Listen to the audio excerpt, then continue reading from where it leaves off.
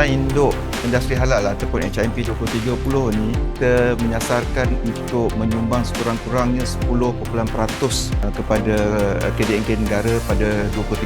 Untuk kita achieve ni, kita perlu melihat sektor-sektor yang strategik. Masuklah sektor perantipatan ataupun medical device. Pertama, apa yang perlu kita utamakan dari segi ekosistem itu sendiri. Untuk menentukan ekosistem ni, kita perlukan persekitaran perniagaan yang kondusif. Kedua adalah untuk membina daya saing produk tersebut. Ini penting kerana kerjasama di antara pihak swasta dan juga pihak kerajaan penting untuk melahirkan sinergi yang bersama agar produk-produk yang hasilkan di negara kita ini boleh menepati tahap dan kualiti produk-produk di luar sana.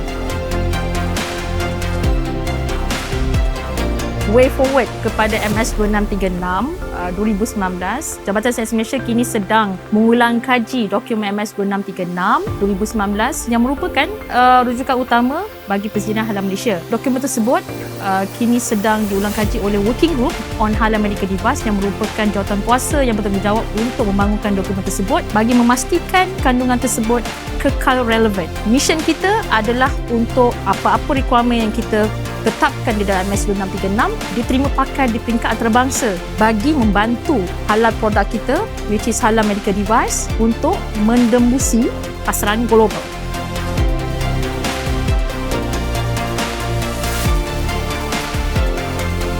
Okey, salah satu keperluan dalam peraturan adalah bercakap mengenai Quality Management System, iaitu ISO 13485.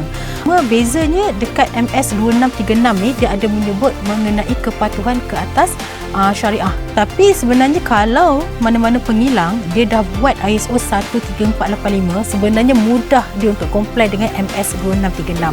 Sebab requirement tu sama, cuma dia tambah sikit dekat kepatuhan syariah saja. So sebenarnya kita boleh kata complement each other lah dua-dua standard ni.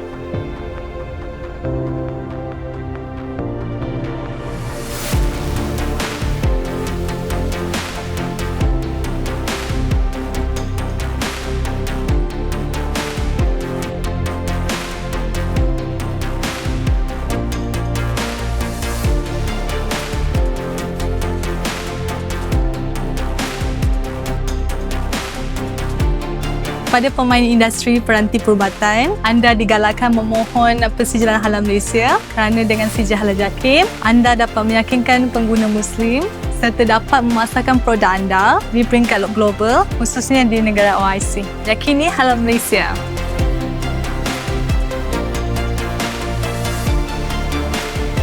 Kami melihat halal medical device sebagai salah satu cabang pasaran yang bagus terbuka dan yang baru untuk kami terokai. Bermula daripada cabang ataupun pasaran domestik, terusnya membawa kepada pasaran antarabangsa. Jadi kami melihat ia merupakan salah satu usaha untuk meningkatkan lagi pendapatan syarikat dan untuk meningkatkan lagi pendapatan negara. Dua Pharma Biotech amat mementingkan halal. Dia adalah salah satu pilar dalam strategi kami. Dalam memasarkan produk halal ni, kita kena bijak, kita kena pandai dan kita kena pandai membuat kolaborasi dengan rakan-rakan strategik. Dan halal ni adalah satu emerging market bagi medical device dan juga pharma. Jadi bila membuat pilihan untuk promosi dan memberi pengetahuan ilmu kepada yang luar, kita kena bijak juga dalam komunikasi kita di platform-platform yang strategik.